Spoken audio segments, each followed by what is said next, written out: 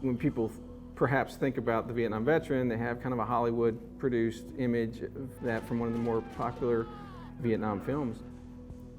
But, you know, Virginians did so many things during the Vietnam era, whether they were aboard a ship, whether they were working in a hospital, whether they were flying a helicopter, whether they're, you know, down in the jungle or on a tank. It's just, you know, if you ask them, you know, how was your time in Vietnam and since, you're going to get 50 different answers if you ask 50 different veterans.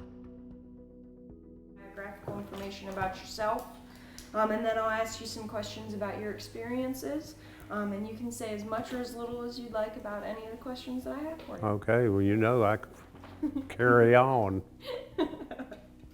Action. All right. If I could just have you state your name and your hometown here in Virginia. Richard Tunstall, Montvale, Virginia. My name is Bill Cleveland.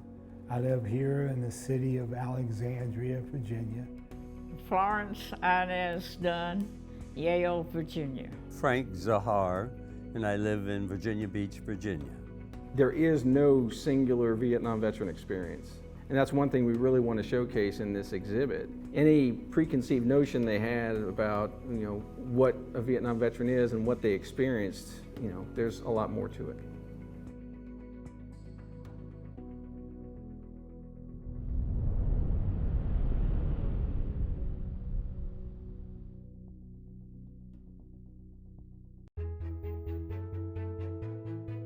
The idea behind our 50 Years Beyond the Vietnam Veteran Experience exhibit was based on the notion that the Vietnam veteran perhaps has not always received the recognition, the attention that they perhaps deserve.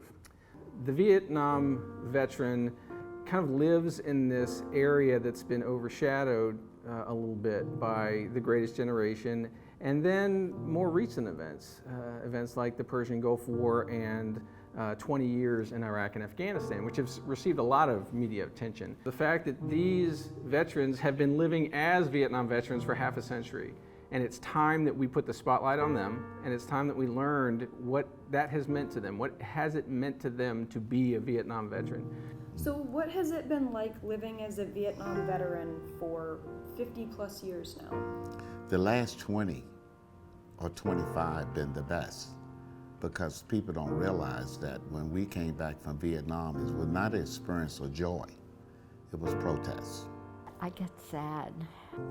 We was mocked as we got off the plane. We didn't get the recognition that we should have gotten. It was kind of tough. I had a little bit of trouble identifying with my friends, or perhaps they had trouble identifying with me. And we bumped into some old high school friends, and they looked at me and they said, "Hey, good to see you, Jack. You've been sick?" And I realized I'd lost about 25 pounds. I said, no, I'm not sick at all. "Oh, that's great, yeah, that's good." I said, "I've been in Vietnam."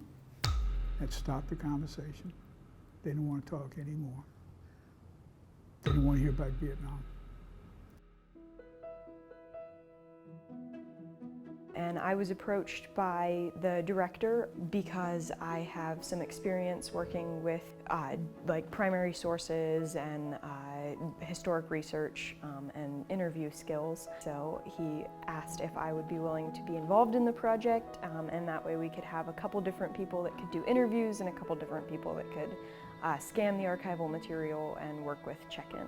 Because I love talking to the veterans and just having that personal contact.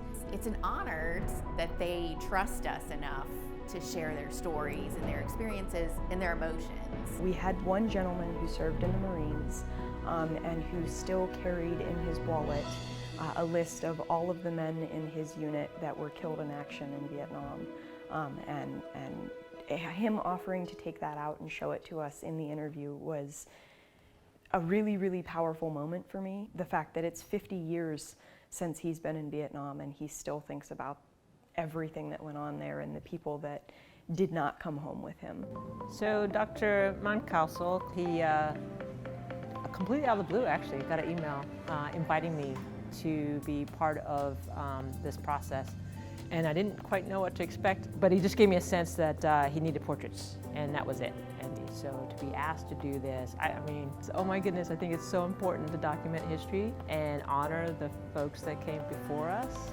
And so what you see here is two setups. One is my standard studio that you'll find if you walk into my little cozy home. And then experiment on the other side, and if it comes out, they can use it. If it doesn't, delete, delete, delete, right? So the venue selections have been incredibly unique. So we did the first set out of the Virginia War Memorial. We interviewed out of a brewery in Hampton. We were in Northern Virginia. And then in Roanoke at the American Legion post. They were just really interesting places to get to talk to people. So the questions that we're asking the veterans were mostly come up with by Clay. He had an idea of what he wanted the project to look like and what he wanted kind of like the overarching theme of the exhibit itself to exemplify when talking about Vietnam veterans. And I think that's the great thing to take away, is that even though they've gone through all of these negative things in their life, they still see the positive change that they made 50 plus years ago. So this means a lot to be able to capture and just contribute. I mean, a fraction. We're contributing to a fraction of the fabric of history, if you think about it. We're still surrounded by history and getting it preserved while we still have it. Just to see the response and know that so many of them were just waiting to be asked.